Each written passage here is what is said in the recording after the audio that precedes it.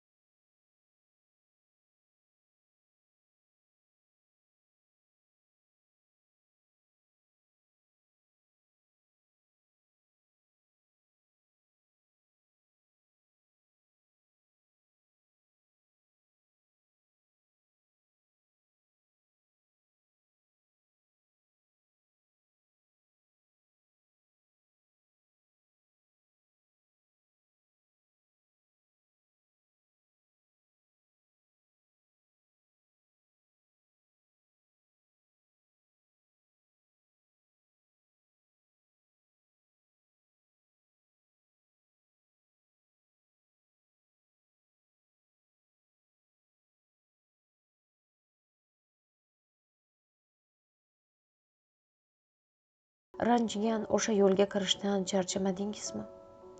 Ba'zi narsalar sodir bo'lmasligi kerak. Bu kitobni necha marotaba o'qisangiz ham yakuni o'zgarmaydi. Insonlar ham bir kitobdir.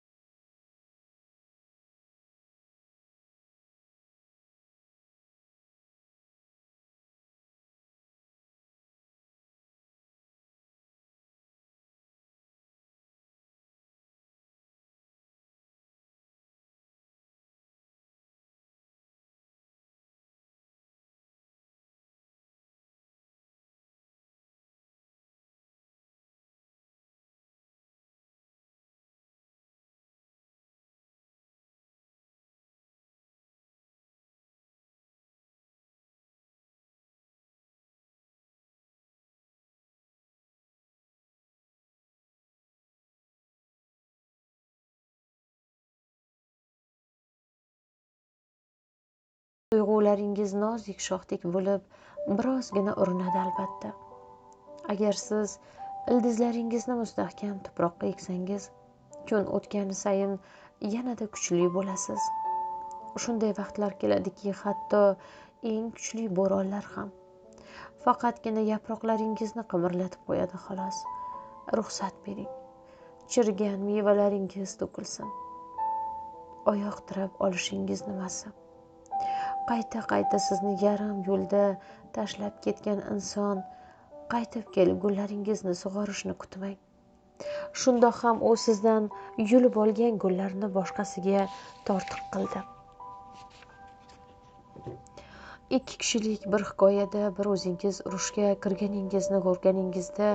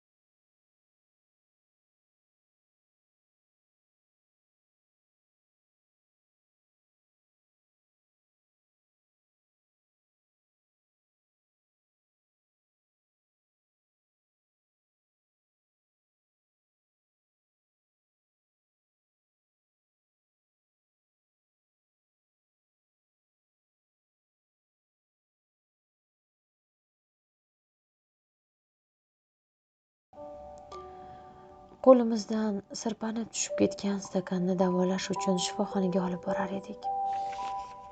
Bo'yimni qadrlab, aslida sevishimiz kerak.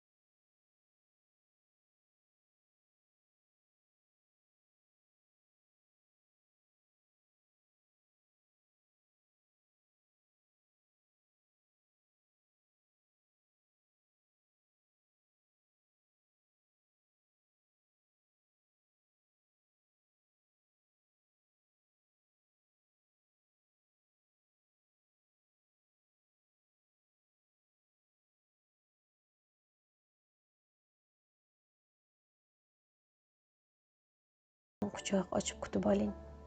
Aytiladigan bir tonna gapimiz bo'lishiga qaramay, oxiriga yetkazishga qiynalayotgan ko'pgina narsa uchun faqatgina charchog'imiz tufayli sukut saqlashni ma'qul ko'ryapmiz. Aqlimizda yig'ilib qolgan xayollarga to'sqinlik qilib sukut saqlayapmiz. Aqlimizda qurgan narsalarimizdanmi yoki biz juda oshirib yuborganimizdanmi shunday bo'lyapti. Qaror berolmayapman, ammo negadir tez xayollarimiz chalkashib ketadigan paytlar bo'lib turibdi. Bizda mavjud bo'lgan dardlarimizdan, biz muhokama qilgan bilimlarimizdan va hayotning bizga qo'shgan o'gitlaridan so'zlash ko'pincha bizga osondek tuyuladi. Chunki bu mavzularda to'xtamasdan takror soatlab bahs qura olamiz. Lekin gar aqlimizni charchatayotgan insonlarga kelganda, avvaliga jim bo'lishni ma'qul ko'ramiz Biz suyangan narsa esa shundoq ham to'la bo'lgan zehnimizni siqib, ozgina bo'lsa ham bo'sh yerni ochadi va o'sha bo'shliq bilan suhbat quradi. Ichki ovozimiz jim bo'lishni bilmaydi. O'zimizni charchatishda davom etaveramiz. O'sha insonga aytolmagan narsalarimizni aqlimizda muzlatib qo'yamiz. Xayolotdan voz kechib, boshqaruvni hayotning haqiqatlari bilan birlashtirishimiz kerak. O'zingizni davolashga va qaytadan tarbiyalashga qaror qilgan oningizdayoq yuragingizdagi asl kuchni his qilasiz va o'sha nuqtadan e'tiboran hamma narsa o'zgarishni boshlaydi. Nafasingiz siqilgan joyda biroz tanaffus qiling va hayot oqimini butun tasdiqlaringiz bilan quchoq ochib kutib oling. Shuncha vaqt mobaynida sevishni, sevilishni, qadrini bilmaydigan insonlar bilan qarshilashdik. Yuragimning siqilishi ham biroz shundandir.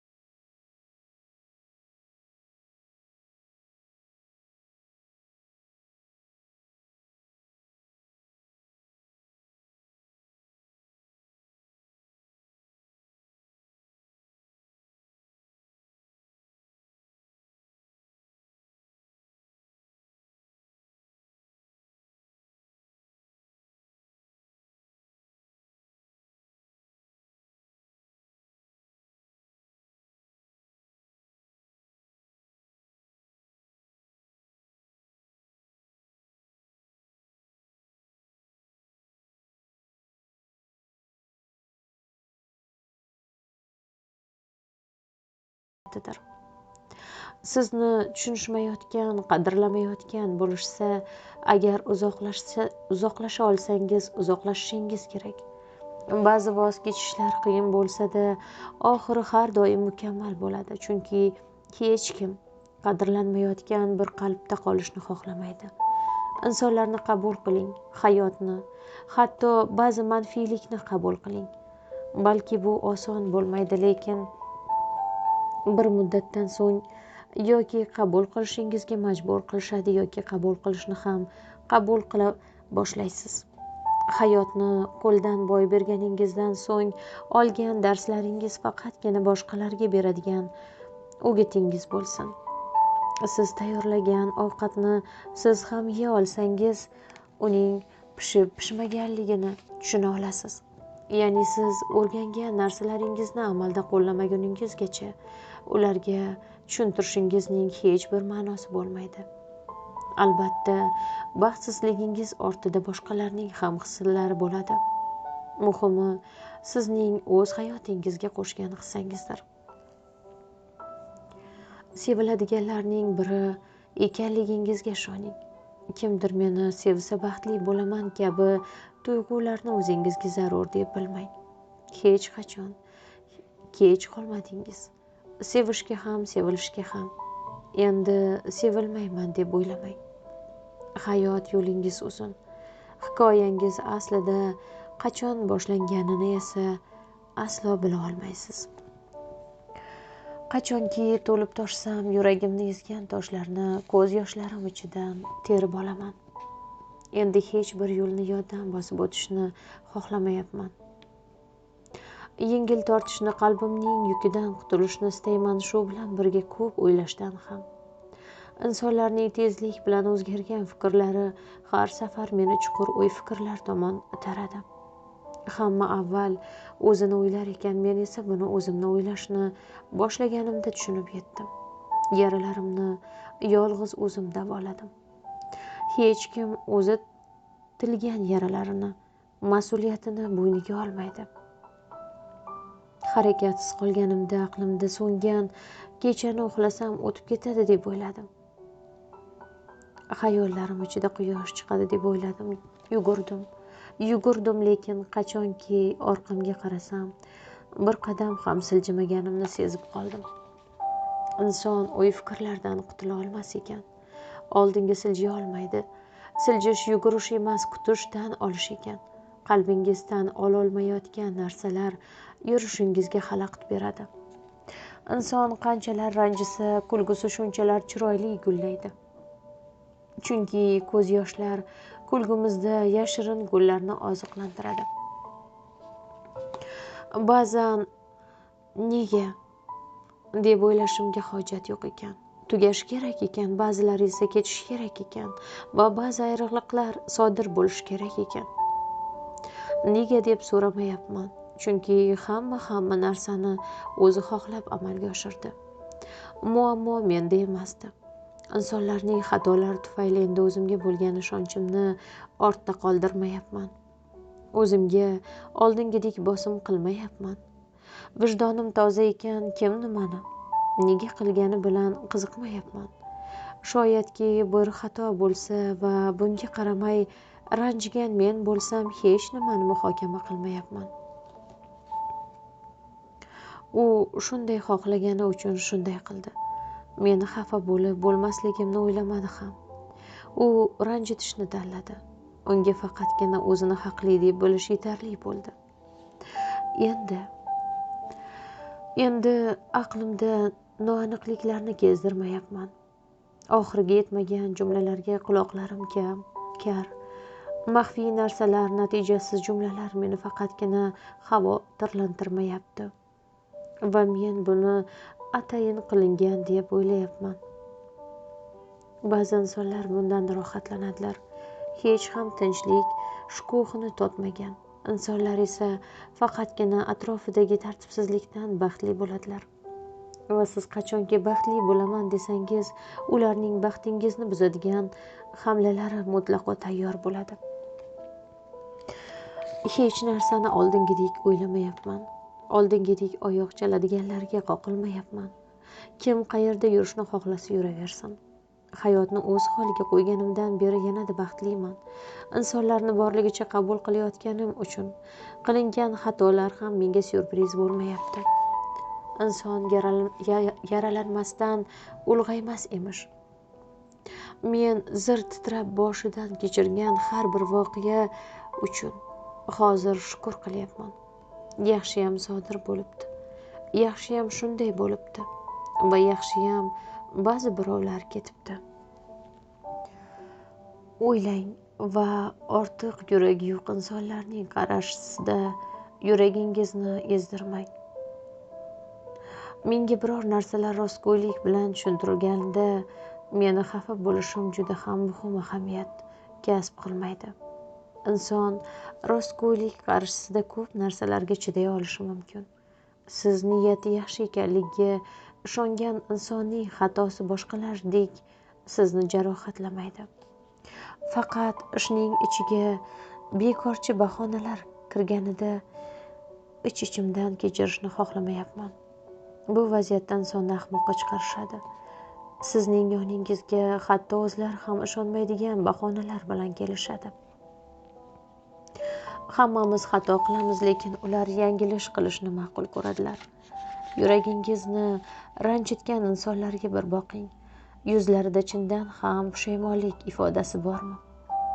Yoki faqatgina vijdonlarini tinchlantirish uchun kechirim jumlalarini sarf qilyaptilarmi?